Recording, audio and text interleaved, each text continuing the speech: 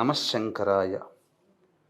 సంక్రాంతి పర్వదినం సందర్భంగా ఒక చిత్రమైనటువంటి ఆచారం మనకు బహుళ వ్యాప్తమై ఉంది. ఈ ఆచారం వల్ల సాక్షాత్తు మన పితృదేవతలే మన ఇంటికి వస్తారట. అంటే రైతులకు అన్నీ కూడాను పంట పొలాలు బాగా పండుతాయి కదండి, పంటలు బాగా పండుతాయి.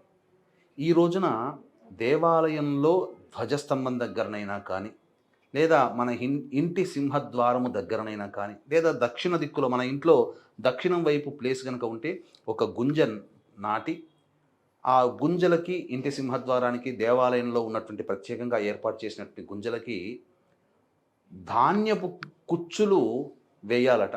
ఆ ఊరి వాళ్ళందరూ కూడా చేసుకోవచ్చు. అందరూ కూడా దేవాలయంలో కానీ ఇంట్లో కానీ చేసుకోవచ్చు. తద్వారా ఈ సంక్రాంతి సందర్భంగా మన ఇంటికి పితృదేవతలు పక్షుల రూపంలో వచ్చి ఆ ధాన్య గుచ్చులని భుజిస్తాయట. పితృదేవతల రుణం తీర్చుకున్న వాళ్ళం అవుతాం. కాబట్టి ఈ పరిహారాన్ని అందరూ చేయండి.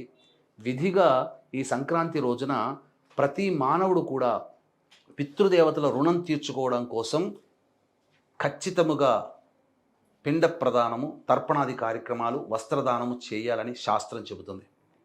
ఇవి మీకు అవకాశం ఉండి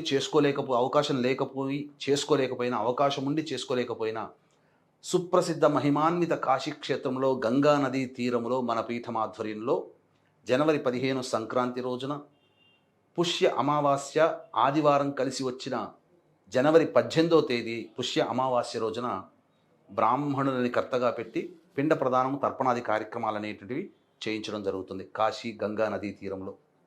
అలాగే సర్వదోష నివారణ పూజలు, హోమాలలో భాగంగా ప్రత్యంగిర, బగలాముఖి, వారాహి, ధూమవతి, రాజశ్యామల, శనీశ్వర, కాలభైరవ, మృత్యుంజయ, సుదర్శన హోమాది కార్యక్రమాలు మీ గోతనామాలతో జరిపించి శక్తిపాతము చేసినటువంటి కరుంగలి మాల ఇవ్వడం జరుగుతుంది. ఈ యొక్క సర్వదోష నివారణ పూజలు అనేటువంటివి సాయంకాలం 7 గంటలకి ప్రారంభమవుతాయి. 18వ తారీఖు సాయంకాలం 6 గంటల లోపల మీ గోత్రనామాదులు స్క్రీన్పై కనిపిస్తున్న నెంబర్కి కాంటాక్ట్ చేసి నమోదు చేసుకోవచ్చు.